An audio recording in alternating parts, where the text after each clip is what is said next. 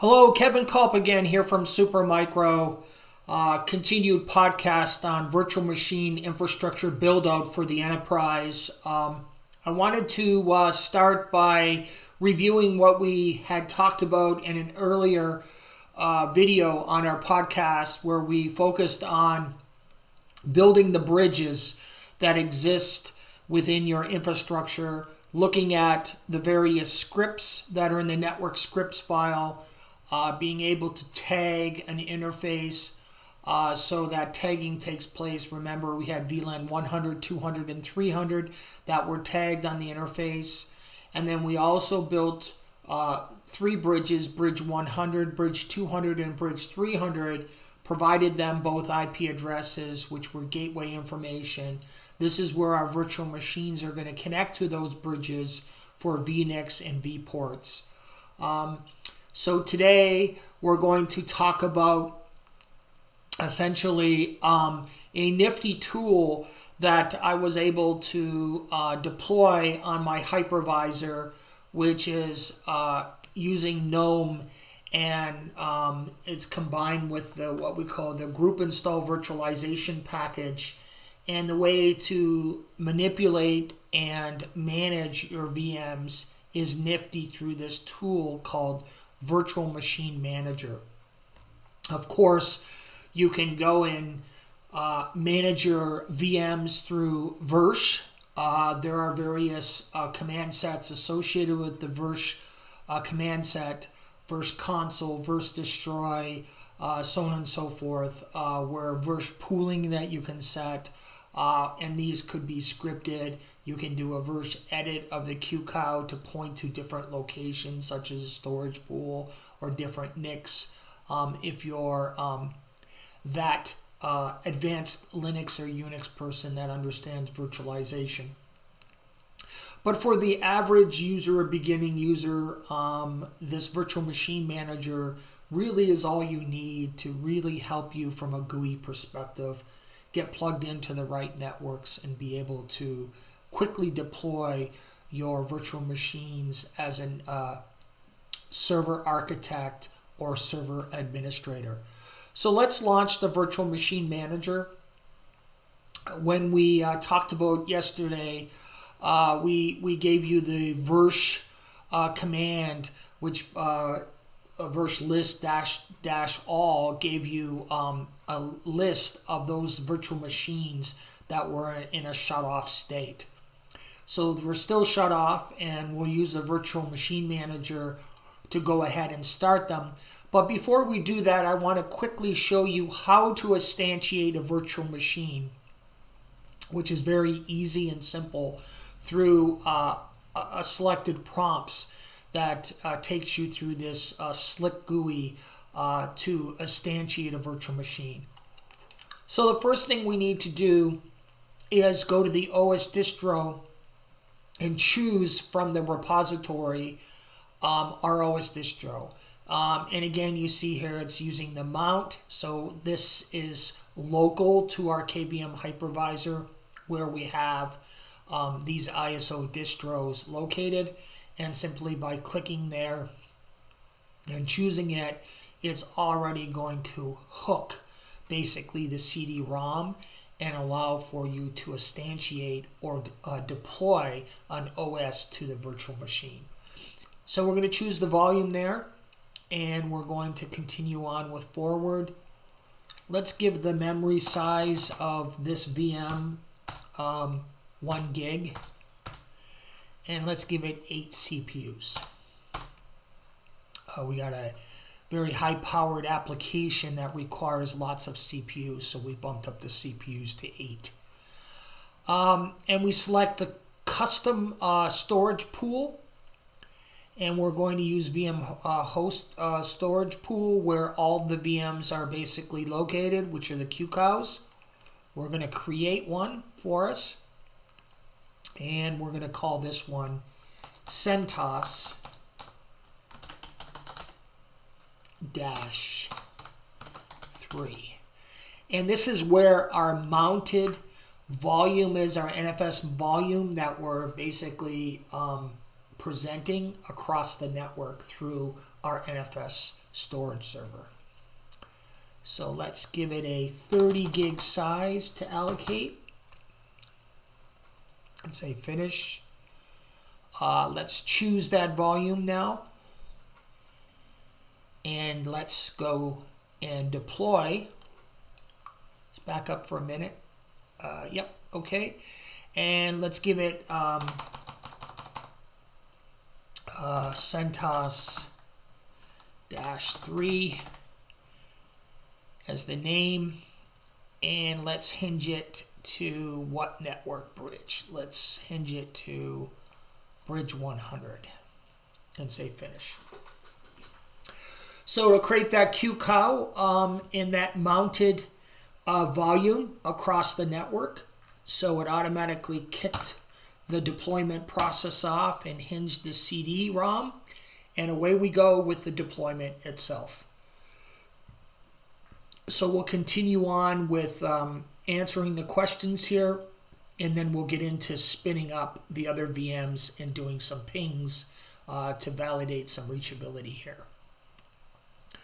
Okay, what I notice sometimes it's difficult to kind of pull that window a little larger here.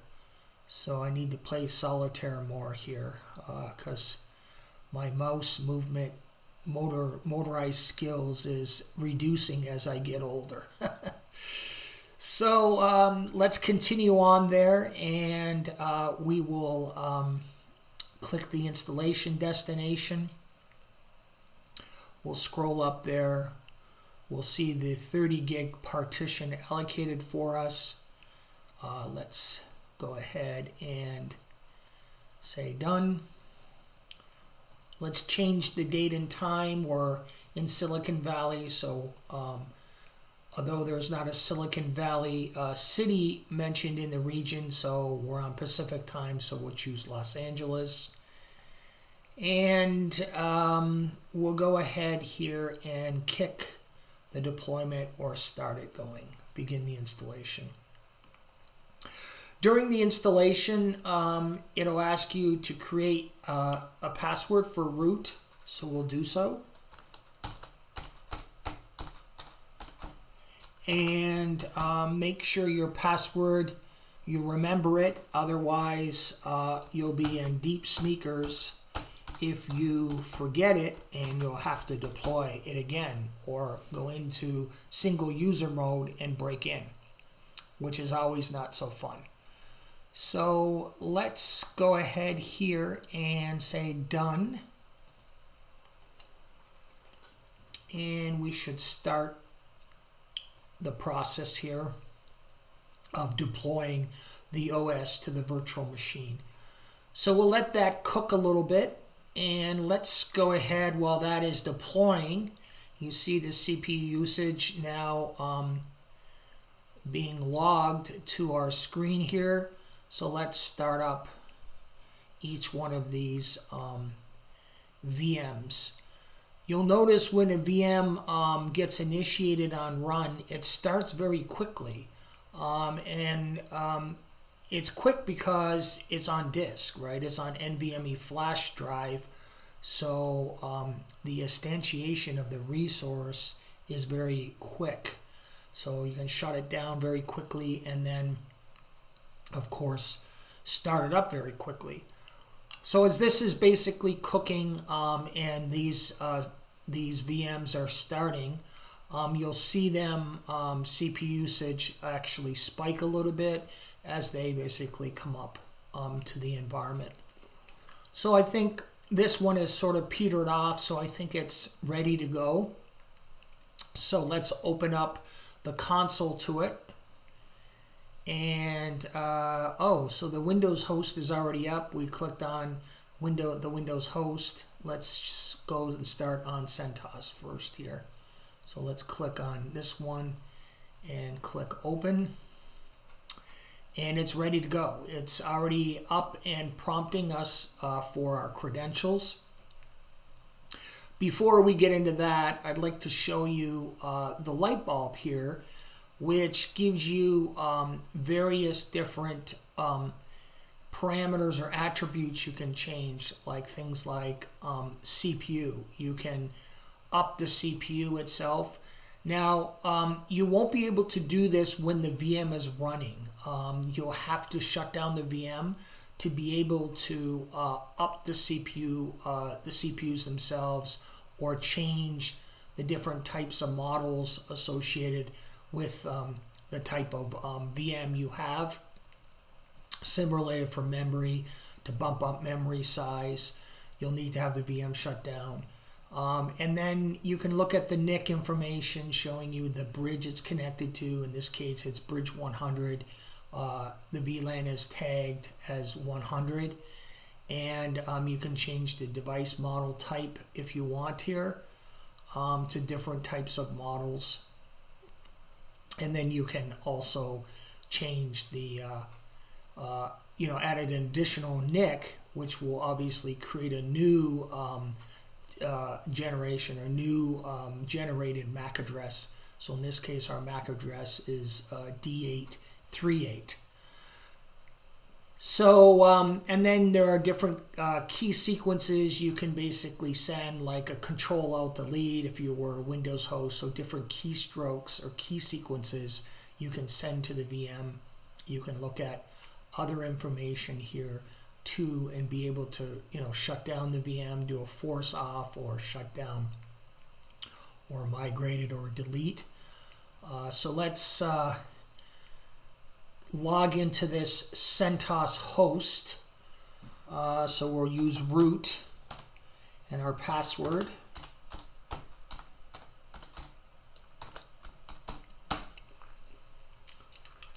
So we're on the CentOS host logged in. And if we issue an IP address show, we show the IP address. So the commands are exactly the same. A VM is a VM, right? A host is a host. A bare metal host, a VM host, they're all the same, right? So nothing changes in regards to the OS, right? When you issue your commands here. So we're using 192.168.100.25, and let's ping the CentOS 2 machine, which is in VLAN 300, and its IP address is 192.168.250.26. Oops, 26. So it actually pings. So we can ping from VLAN 100 to VLAN 300. So our layer 3 routing is working between VLANs, because we can send the packet from VLAN 1 to VLAN 300. The other thing I wanted to mention here too as well is I have kind of a cheat sheet here. So I have a list of IP addresses so I don't get lost in having to try to determine I'm pinging the right IP address or the wrong IP address. So right now, currently, we can ping from VLAN 100 to VLAN 300. So let's go to the Windows host. So let's exit out of here. If you exit out, you don't lose the session. So if you log back into that session again for that host, you just go back to the console, right, where you were, right? So the only time that you would essentially have to log back in is if you actually logged out of the session, right? So if we log out here, we completely have now back to a prompt where we would be credentialed to come back into the CentOS host virtual machine. So let's go to the Windows host, show you something slightly different here about sending that control character string to the Windows host. So we want to send a Control-Alt-Delete sequence to the host. At that point, it will ask us to log in. So we're going to log in with our credentials.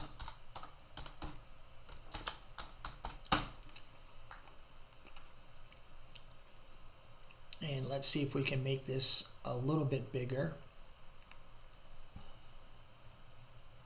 All right, we can. So let's go to the command line prompt and take a look at what our IP address is.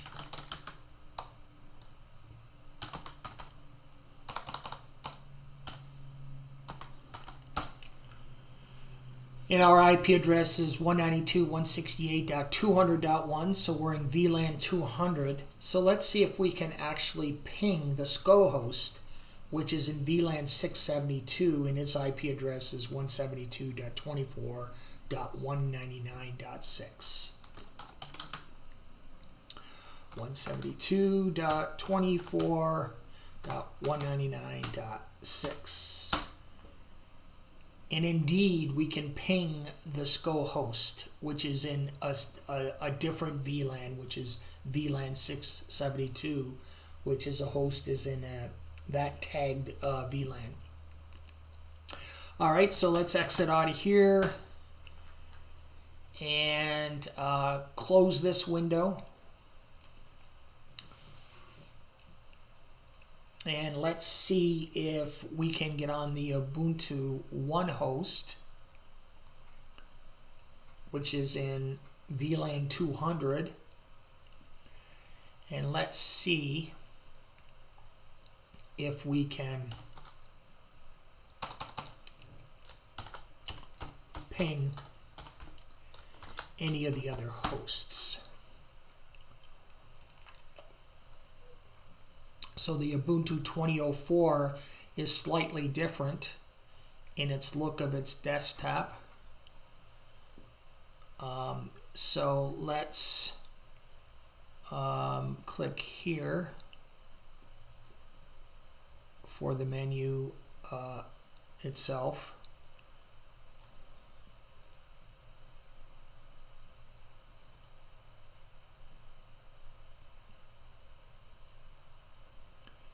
And let's do the search here. Oops. It's not responding very well here. Sometimes when you use the RDP, it's not quite efficient when you log into a host here. So let's pull up the terminal, and we found the terminal. Let's launch it, and then it'll bring up our IP terminal window, and let's issue the sudo command because we are in a non-credentialed mode logging into this host. So let's credential ourselves, and it's 192.168.200.26. So let's see if we can ping a host that's in VLAN 300, the CentOS 2 machine. So we're going to ping 192.168.250.26. And indeed, we can ping that host. So we're pinging from our Ubuntu One, which is in VLAN 200, to a host that's in VLAN 300 called CentOS 2. All right, so that is our virtual machines. So let me show you one other thing before I let you go today. And let's go back to our CentOS 3 machine. And let's take a look at where we are with the install. It's probably finished the install and asking us to reboot. So I want to show you how quickly it reboots. So we've initiated reboot on the virtual machine, and so it's actually performing a reboot operation, and it's very quick. So we should be up within seconds here of the deployment of the virtual machine for CentOS 3. So it's running here as well. It's running. So yes, it's actually now up and operational. So let's log in to that virtual machine, and let's give it an IP address. So let's go to etc sysconfig /network -scripts. Do an ls command. We're using if cfg ens3, so let's do a sudo vi if cfg -ens3. Remember, vi is my my favorite vi editor. And did I spell it incorrectly? Yes, I did. I spelled it incorrectly. So let's get out of here and not make a mess. And go back in again here. Use the up arrow key, and we're going to use the 3 command here. And now let's look at the information here. All right. So we'll go down, and how to delete a line in the VI editor is DD. And so we're going to DD down and get rid of all these commands or attributes or parameters that are not necessary within creating our interface. And we don't want that one because we're not doing IPv6. We'll keep the name there. We don't need the UUID. We'll change the on boot. So I for insert. And we'll put that as on boot and give it a static IP address.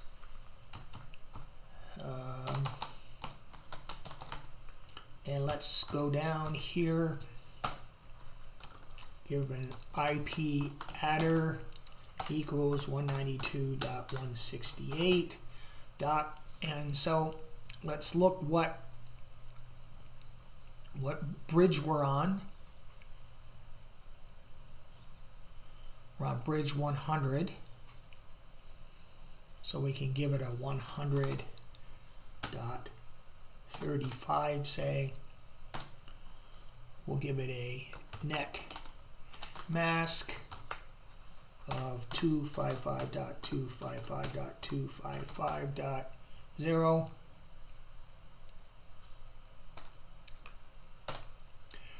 The gateway,